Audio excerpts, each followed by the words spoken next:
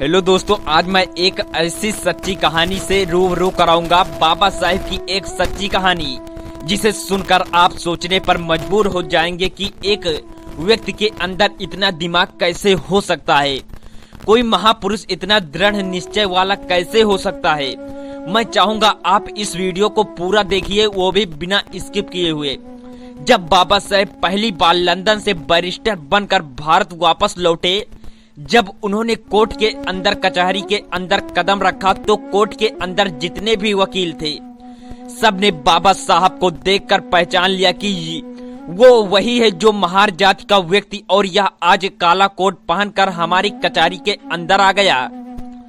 और बाबा साहेब अंदर जाकर अपना स्थान ढूंढने लगे। सबसे जो दोस्तों सबके पास अपना अपना स्थान होता है बैठने के लिए। जब बाबा साहेब को कोई ठिकाना नहीं मिला और बाबा साहेब ढूंढ रहे थे तो जो दूसरे वकील थे उन्होंने बाबा साहेब का मजाक उड़ाते हुए कहा, अभी ओ बैरिस्टर, तुम तो बहुत पढ़े लिखे विद्वान हो, तुम्हें क्या जरूरत है कचहरी के अंदर बैठने का, तुम कहीं बाहर भी अपना जगह बनाकर तुम्हारा दुकान चल जाएगी। लेकिन बाबा साहेब ने उसकी बातों को गलत नहीं समझा।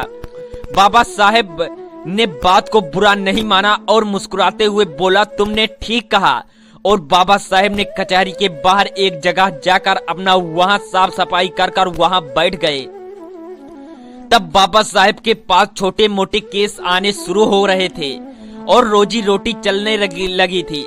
हल्का फुल्का बिजनेस बढ़ा, कारोबार बढ़ा। और उसी दौरान एक सेठ और सेठाइन जिसका इकलौता बेटा था उसको फांसी की सजा सुनाई गई थी। उस सेठ और सेठानी पूरी मुंबई में कोई ऐसा वकील नहीं छोड़ा जिसके घर वह ना गए हो, जिसके पास भी जाते और जिसको भी फाइल दिखाते अपने बच्चे को वह मना कर देता कि आपका बच्चा अब नहीं बच। बहुत पैसा खर्च कर दिया था। वकील ढूंढता ढूंढता पूरा मुंबई को खंगाल डाला था और उसी के कचहरी के अंदर पहुंचा जिसके बाहर बाबा साहेब बैठे थे। दलितों के मसीहा भीमराव अंबेडकर बैठे हुए थे। और जब उस कचहरी के अंदर उस सेठ अपने बच्चे की फाइल दिखाई, अपने इकलौते बेटे की फाइल को दिखाई, तो किसी भी वकील के कोई भी फाइल नहीं ली। सभी ने इनकार कर दिया और कहा इसमें कुछ नहीं हो सकता, तुम्हारे बच्चे को कोई नहीं बचा सकता। उस सेठ ऐसे जो दोस्तों बड़े बड़े वकीलों को दिखाया जो कानून को अपना घर मानते थे, जो बोलते थे कानून तो हमारे मुट्ठी में है। ऐसे ऐसे वकीलों को फाइल दिखाई, लेकिन सबसे फाइल देखकर इनकार कर दिया। और उस कचहरी के अंदर जो वकील बैठे थे उसने फिर टोन कसते हुए बोला, अरे सेठ, तुम्हारा केस वह लड़ सकता है जो बाहर बैठा हुआ महार जाति का व्यक्ति, वह बहुत विद्वान है, बहुत पढ़ लिख कर आया है। वहां पर बाबा साहेब थे और दलित के मसीहा तथा मेरे भगवान, उन पर जो दोस्तों डायलॉग कसते थे। वहां बाबा साहेब को चिढ़ा रहे थे। सेठ मन से रो रहा था। उसे आशा की एक किरण चाहिए थी बस, क्योंकि उसका इकलौता बेटा जिंदगी और मौत की अटका हुआ था।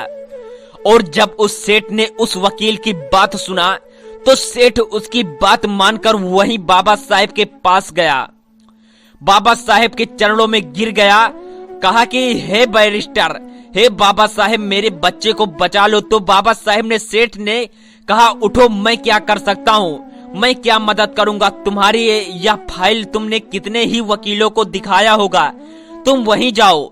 मैं मैं क्या कर सकता हूँ, मैं तो एक महार जाति का हूँ।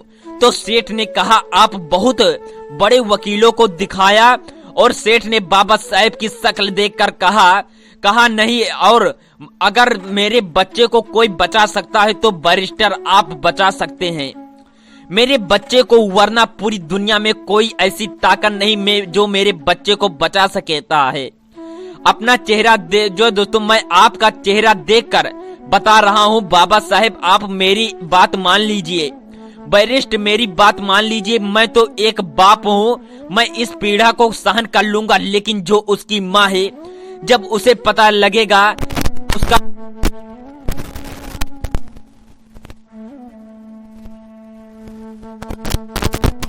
लिख दो। बाबा साहेब ने 2 अर्थियां उठेंगी, मेरा इकलौता पूत है, मेरा इतना बड़ा कारोबार, इतना बड़ा बिजनेस है, कौन संभालेगा, क्या करूंगा मैं इसका। जब बाबा साहेब ने सुना कि उसकी माँ मर जाएगी तो बाबा साहेब को वह बात याद आ गई। जब बाबा साहेब छोटे थे तो बाबा साहेब की माता हेमा बाई ने एक बात कही थी कि भीमा, अगर कभी जरूरत पड़े किसी निर्दोष की जान बचाने के लिए, अगर किसी अच्छे काम के लिए, तो झूठ भी बोलना पड़े तो संकोच मत करना। और बाबा साहेब ने फाइल देखी और फाइल देखकर बोला, सेठ यह बताओ, इससे पहले यह फाइल किसी और वकील को तो नहीं दिखाई।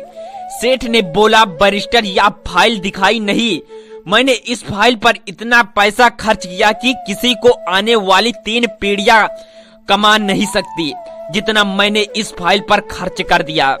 बस आप मेरे बच्चे को बचा लीजिए। वह हाथ जोड़कर गिड़गिड़ा रहा था, बाबा साहेब के चरणों में गिर रहा था और बाबा साहेब के सामने हाथ जोड़कर खड़ा था। बाबा साहब ने उसकी पीड़ा देखकर कहा, आओ सेठ, मैं तुम्हारे बच्चे को केस लड़ूंगा। तो वह सेठ बहुत खुश हो जाता है और उसने बोला, मुझे यकीन है बाबा साहेब, मेरा बच्चा अब बच पाएगा। जिंदगी और मौत में बस 10 दिन का फासला था, फांसी का बस 10 दिन में बचे था। कचहरी लगी, अदालत लगा, कोर्ट लगी, कोर्ट के अंदर दोनों पक्षों के वकील हैं। जब बात बोली गई तो जज बोला, अंबेडकर तुम कुछ वकील जो दोस्तों दलील देना चाहोगे। तब बाबा साहब ने बोला, नहीं जज साहब, आप अपना फैसला सुनाएं, मैं कुछ नहीं कहूंगा। सेठ यह सुनकर संकोच में आ गया और वह सोच रहा था कि इसने बोला था मैं तेरे बच्चे का केस लड़ूंगा, लेकिन इसलिए तो कोर्ट में अपनी दलील भी नहीं दी। और बाबा साहब ने तो बोल दिया, जज साहब आप अपना फैसला सुनाओ। वह सेठ मन ही मन कह रहा था कि अंबेडकर तुमने मेरे साथ अच्छा नहीं किया। बैरिस्टर, मैंने बड़े आशा के साथ यह फाइल तुम्हारे पास कर आया था। मैंने तुम्हारे चेहरे को देखकर बता रहा था कि तुम मेरे बच्चे को बचा लोगे। और जब फांसी की सजा जज ने सुना दी और जब उस लड़के की फांसी की सजा देने के लिए लेकर जा रहे थे और उसने के गले में फांसी का फंदा डाल ही गया था, तभी बाबा साहब ने कहा, बस आपने फांसी की सजा दी थी, आपने मौत की सजा नहीं दी थी। इसी तरह से उस लड़के की जान बच गई। देखिए उनका दिमाग, जो दलितों के मसीहा मेरे भगवान अंबेडकर, उसी दिन से यह कार्यवाही चली आ रही कि सजाए मौत, यदि किसी की मौत की सजा देती है और देनी होती है तो सजाए मौत कहा जाता है और यह नहीं कहा जाता कि फांसी की सजा। बाबा साहब ने कहा, बस अपने फांसी दी थी नहीं और मौत का दिमाग जो दोस्तों नहीं दिया था। और बाबा साहेब का दिमाग देखकर तो भी वकील हैरान हो गए। दोस्तों मिलते हैं किसी नेक्स्ट वीडियो में। हो चैनल को सब्सक्राइब, अपने दोस्तों के साथ वीडियो शेयर जरूर करें।